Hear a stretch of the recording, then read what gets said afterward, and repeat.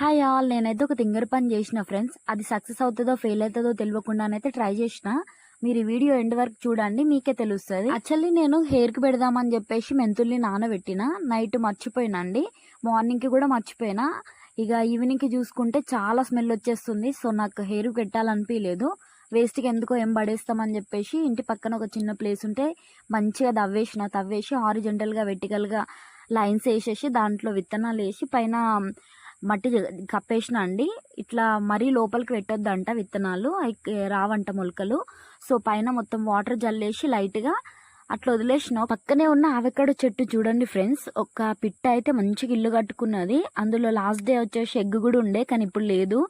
So అదైతే amazing అండి, అసలు నాకు మస్తు అనిపించింది. మీ అందరికి చూపిద్దామని మీకు కూడా వీడియోలో యాడ్ చేశాను.